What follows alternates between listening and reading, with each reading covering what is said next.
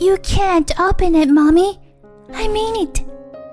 My daughter Daisy, who was 7 years old, shouted with a serious expression on her face.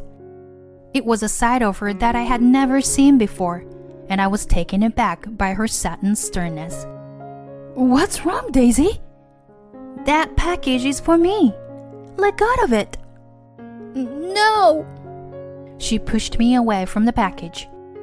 It seemed to be a gift, but the sender was unknown, so we needed to check the contents and express our gratitude. Daisy, what's wrong? I need to see what's inside. It may be from Grandma, and we need to thank her for the gift. Reluctantly, I conveyed the message, and Daisy's expression became complex. After pondering for a while, she looked at me and said clearly, Then, let's call Mr. Taylor from across the street. It's okay if we open it with the police officer. What? It's coming along quite nicely. I wiped the sweat from my forehead after finishing tidying up my room. It was tough, but I didn't mind it. If it was for the sake of her second child, who was about to be born. My name is Beth, a 35-year-old housewife. Our family consists of my husband Tony, daughter Daisy, and me. Tony, who works for a top company, tries to take care of our family despite being busy with work. Daisy is a gentle and calm child, and is often praised by neighbors and from mom friends for looking after younger children and stopping fights. But Daisy has a strange side, such as staring at empty places or purposely taking detours when going out and saying, "This place is scary." Other than that, she is a perfectly normal and healthy daughter. I'm currently a housewife supporting my family, and I'm happy that we will soon be welcoming our second child. Every day is enjoyable, and there are no worries in our household. One day, while holding my belly and going down the stairs, I saw a figure outside the door and let out a sigh upon recognizing the silhouette. "Beth, are you here?" "Yes, I'm coming." My recent worry has been my mother-in-law. She was born into a wealthy family and spoils her only son Tony. When we moved into our new home, she purposely moved to nearby. Since then, she comes to our house almost every day, attacking me with criticism and leaving. When I welcomed my mother-in-law into the room, she, as usual, clicked her tongue in the living room. This room is messy as always. These are Daisy's toys, right?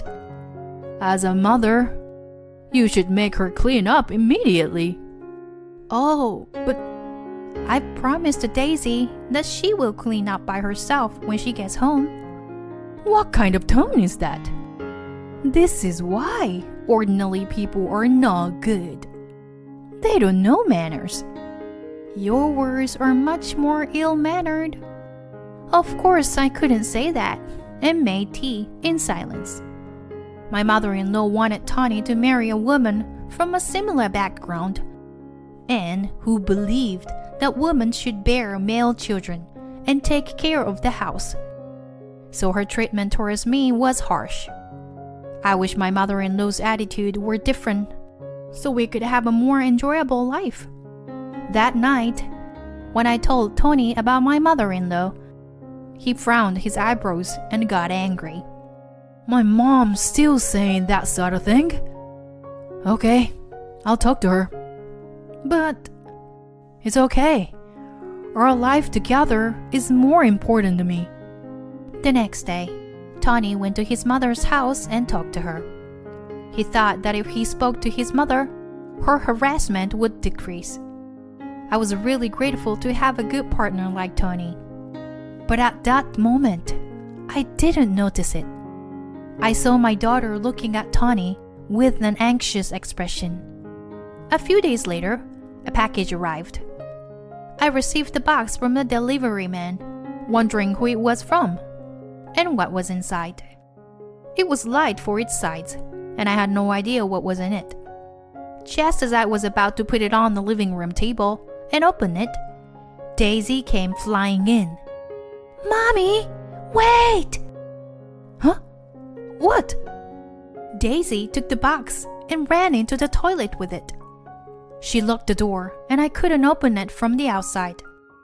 Not understanding what my daughter was doing, I knocked on the door. Daisy? That's the package, maybe from your grandma. Can you give it back? As I was about to knock again, Daisy came out. She held the box as if she didn't want to give it to me and frowned. Then she ran out. She went to the dumpster. Wait, Daisy! What are you doing? Once Daisy confirmed that the box was placed there, I grabbed Daisy's arm. Hey, what's going on? I won't be angry, so tell me, what was in the box? Mommy, you absolutely can't see it. Daisy yelled at the garbage bin with a stern look on her face. But I was confused because I didn't understand why she was acting that way. Daisy, just give me the box already. Daisy must have a reason for saying this. But since it's a gift, we have to check the contents and thank the person properly. But I'm sure Daisy won't back down easily. How can you show me? It may be from Grandma, and we need to thank her for the gift. Reluctantly, Daisy made a complicated expression and then told me clearly after a moment of hesitation. Then call Mr. Taylor from across the street. It's okay if we open it with the police. Daisy fell silent after saying that. Reluctantly, I went to Mr. Taylor's house and explained the situation. Mr. Taylor kindly agreed to help and opened the box together with us. Daisy still looked nervous. As soon as Mr. Taylor opened the box and saw the contents, we froze. What the? As soon as I saw the contents of the box, I almost collapsed. It was filled with the brim with cars. All of the cars was stained with reddish-black dirt. No, it wasn't dirt. It was blood. As I looked closer, I could see words written on the cards. Each one of them was a message wishing for the unborn child's misfortune. I understand the meaning of the words, but my mind is refusing to comprehend it. Linking the scene in front of me with memories I don't want to remember. My breathing became shallow and everything went dark. I lost consciousness. Later on, Mr. Taylor and Daisy carried me back home. The box and its contents were checked by the police. It turned out that those red black letters were written in fish blood. Mr. Taylor suggested that we file a report, so I think the culprit will eventually be caught. But the emotional scars will take some time to heal. I lay on my bed and thought back to the past. When I was in junior high, someone put a bunch of death threats letter on my desk. I didn't know the reason why. Maybe it was just my turn to be excluded from the group, like other classmates before me. But that was enough to break my young heart. I couldn't bring myself to go to school after that day, and I became afraid of looking at letters written in red ink that talked about misfortunes. Hey, Beth, are you okay? Can you eat? Yeah. Thank you, honey. My husband brought tea and cookies to the bed. I'm sorry. I'm sure it was my mother who did this. But we don't know for sure if it was your mother. Who else could have done it?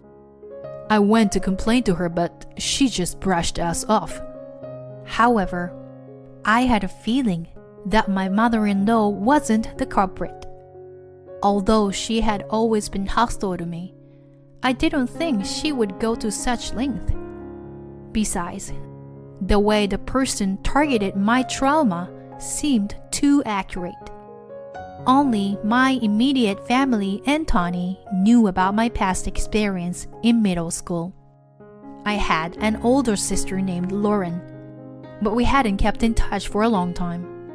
Lauren was promiscuous and jealous. When I got married, Lauren had shown an obvious desire to take Tawny away from me. Not because she liked him, but because she was attracted to his status and backgrounds. Then I remembered that I had received an email from my childhood friend Hannah about my sister. Hannah was a neighbor, and we hadn't seen each other much since we both became a mother. However, we still kept in touch occasionally. Hannah had been a great support to me when I was being harassed, and we had bridged to help each other if needed. I remembered that Hannah had sent me an email about my sister about a month ago. I saw Lauren and your mother-in-law were together. Is everything all right? Maybe. My sister told my mother-in-law about my trauma, which I didn't notice at the time, but now I think about it. It is a sophisticated and extreme form of harassment. But my sister is capable of it. Previously, when I and Daisy went back to our parents' house, my sister happened to bring her fiancé. She was bragging about him the whole time. But then, when my daughter saw her, she said, "There are a lot of men on Auntie Lauren's back. It's dangerous." After that, the fiancé investigated my sister's personal life, and our promiscuous relationships were exposed, causing their engagement to be called off. My sister already resented me, but my daughter's worse, she began to hate me even more. For a while, my sister was really terrible, wandering around Daisy's kindergarten, calling the police on us, and making silent phone calls to our house. Of course, our parents were furious, and my sister had to write a written promise never to come near us again. Since then, I had heard that my sister had been working part-time when she went back to my parents' house. Among the men she played with, there were some married men, and the amount of compensation claims was not small. After my condition improved, I contacted Hannah. She was angry about the whole situation, as if it were her own, and she found my sister's Instagram account. As expected, the culprit is your sister Lauren. Look at this. I was about to faint again when she showed me the screen.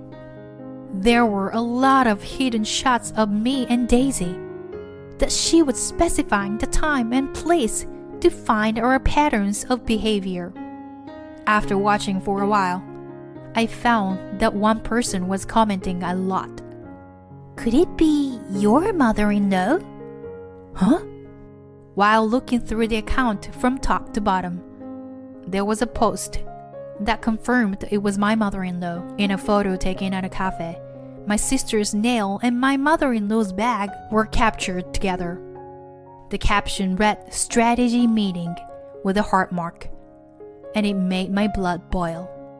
It is unforgivable to meddle and toy with someone's life like that. Our parents and my sister are planning to come to my father-in-law's memorial service in 2 weeks. I decided to get back to them during that event. As soon as I got home, I told my plan to Tawny, and to my surprise, he readily agreed and even suggested reporting them. With a reliable husband and trustworthy best friend, I'm sure we can overcome this difficult situation. On the day of the memorial service, in addition to our relatives, Hannah and her husband also came. We also invited a few guests that only I knew about. Tawny began his speech as the organizer. "Thank you all for coming today." And Tawny pointed to his mother. "Mom, we are cutting ties with you here." Tawny? What are you talking about?"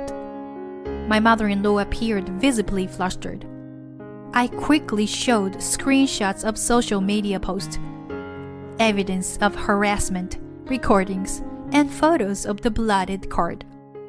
Then, as a signal, many men stood up. My sister's face changed as soon as she saw it.